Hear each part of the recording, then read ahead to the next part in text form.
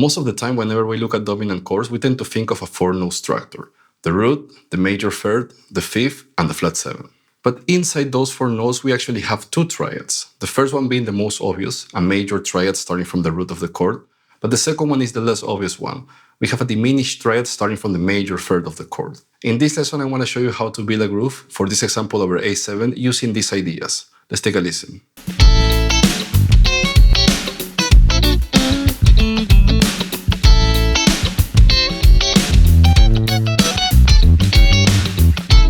So let's start by deconstructing the chord. Again, we have a four-note chord with two triads inside the chord. So I'm going to use this A7 chord on the top four strings. It visually makes a lot of sense because we have the notes in order. I have the root on the D string, I have the major third on the G string, I have the fifth on the B string, and I have the flat seven on the E string. If I take a look at strings 2, 3, and 4, I'm going to have an A major triad root position, right? Again, the first triad is the most obvious one. We have a major triad starting from the root of the chord. Now, if you take a look at the top three strings, we're going to have a diminished triad starting from the major third of A, in this case, C sharp diminished. Now, if you want to make sense diatonically, A7 is going to be the 5 chord in the key of D major, right? So in the key of D major, we have an A major triad as the 5 chord, and we have a C sharp diminished triad as the 7 chord. So the combination of the 5 chord and the 7 chord is going to give you a 5 chord dominant. So now the boring practice: learn your A major triads all over the fretboard, learn your C sharp diminished triads all over the fretboard. Let's start again with the most obvious one, A major. A great way to practice this is to divide the guitars in different sets of strings, right? Strings 1 to 3, 2, 3, 4, 3, 4, 5, and 4, 5, 6. And get really good at learning the triads in different sets of strings, right? For example, A major on strings 1, 2, and 3, I'm going to have this one. First inversion, this one. Second inversion, and this one. Root position. Okay, you want to get comfortable with those triads, right? Once you're comfortable with that, then you can jump to strings 2, 3, and 4. You will have A major, root position, A major, first inversion, A major, second inversion. Again, get comfortable with that. Go to strings 3, 4, and 5, A major, second inversion, A major, root position, and A major, first inversion. Then we go to 4, 5, and 6. I'm going to have A major, root position, A major, first inversion, and A major, second inversion. Now for the diminished triad, this one can get a little bit trickier, but here's a great way to learn them in case you're not comfortable with them. Okay, I'm going to change of note. Instead of going to C sharp, I'm going to go to C, right? So I'm going to try to learn my C diminished triads all over the fretboard. Before even learning the C diminished triads, let's start by learning the C minor triads, again, in different sets of strings, right? So C minor on strings 1, 2, and 3 are going to be this. Root position, first inversion, second inversion. Now the only thing you need to do is find the fifth of that chord and bring it half step down. So I have a C minor triad here, right? Root position, root, minor third, fifth. I'm going to bring that fifth half step down, C diminished, right? Then I can go to C minor, first inversion, again strings 1, 2, and 3. Now the fifth is on the middle, on that B string. I bring it half step down, C diminished. And here at the end, I have a second inversion, C minor. Second inversion means that the fifth is on the bass. I bring it half step down, C diminished. So now I know that my diminished triad on strings 1, 2, and 3 are going to be this one, and this one. All right? Now strings 2, 3, and 4 have C minor, second inversion. This means that the fifth is on the bass, half step down, C diminished. Next one, C minor, root position.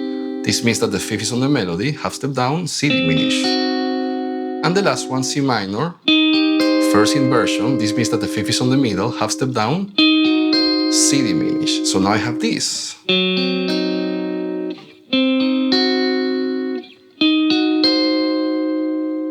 So now strings 3, 4, and 5. Let's start with this first inversion, C minor. Because if I go lower, I'm going to have some open strings, and sometimes that can be confusing. So again, first inversion, that means the fifth is on the middle, half step down, C diminished. Next triad, second inversion, C minor. That means the fifth is on the bass, half step down, C diminished. And here I have that root position, C minor. I bring that fifth on the melody, half step down, big stretch, C diminished here. So for strings 3, 4, and 5, I have this.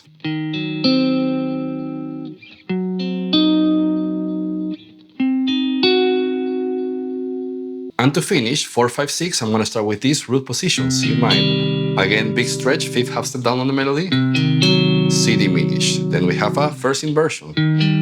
Fifth on the middle, half step down, C diminished. And the last one, second inversion. Fifth on the bass, half step down, C diminished. So for strings 4, 5, and 6, I have this.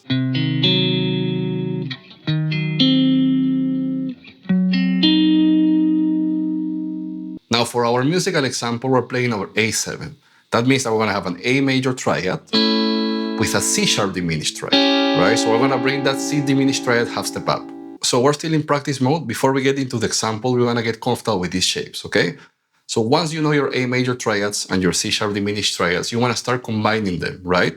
Again, in different sets of strings. Get comfortable with that before jumping to a new set of strings, right? So on strings 1, 2, and 3, I'm gonna have C sharp diminished with A major. I'm gonna have C sharp diminished, A major, and I'm gonna have C sharp diminished and A major. Now, this is a great starting point to add movement over your dominant chords, right? With these two shapes. I can do, for example, something like this.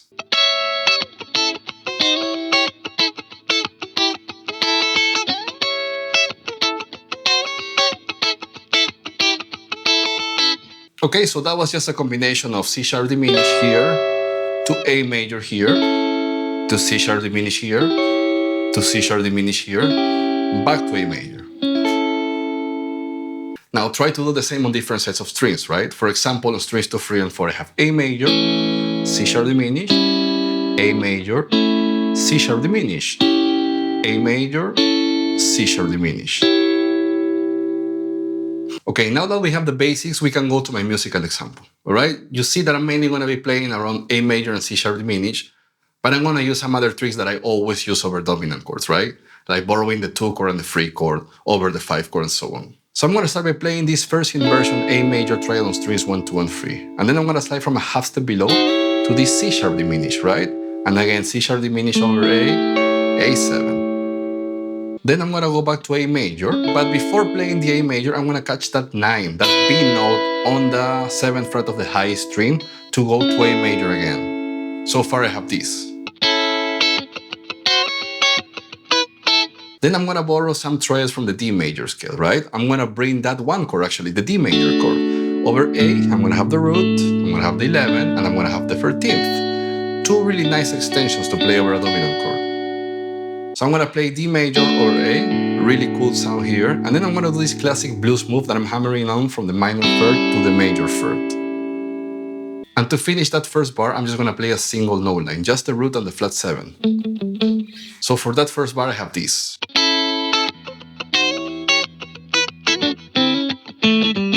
Now for the second bar, I'm starting exactly the same. A major, first inversion, top 3 strings, sliding from a half step above to C sharp diminished. But then I'm gonna go to a shell voicing, right? I have an A7 here. Root, major third, flat 7. This is not a triad, this is a shell voicing. Here we have the most important notes of the dominant chord, right? The fifth is important too, but sometimes you don't have enough fingers, right? And if you wanna avoid 1 or 2 notes, you can always avoid the root and the fifth. But that flat 7 and major third is really important. In this case, I have the root 2 here. So I have root, major third, flat 7. Now let's bring my most used trick over dominant chords, right? Playing the 2 and the 3 chord minor over the 5 chord. Now, why do I use this trick so much? Is because for me it's easy to play minor triads. That's it. Now remember that in diatonic harmony we have 7 notes, right? And the dominant chord has 4 notes. So there is a strong possibility that these 2 minor triads carry the other 3 notes that are outside of this chord. So to summarize, think about it this way. You have A major and C sharp diminished as your bass triads, as your go-home triads, and then you have the 2 chord and the 3 chord. In this case, it's going to be E minor and F sharp minor as your 2 easy triads to play around your dominant chord to add movement and color. So before even going to my example, let's try to create a musical idea of what I just said, all right? So let's say that I use this C sharp diminished and this A major, right?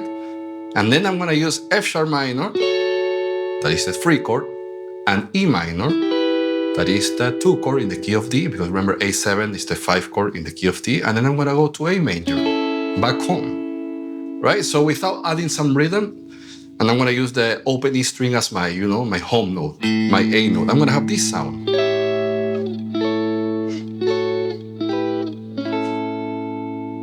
Now add a little bit of rhythm and you can have something like this.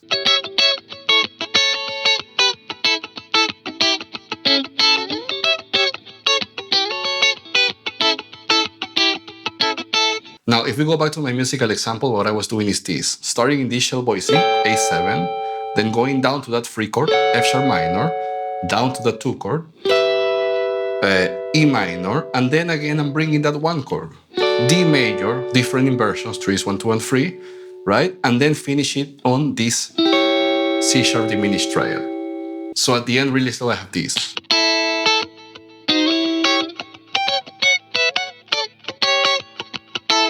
Now, if I put all that together, at the end I have this.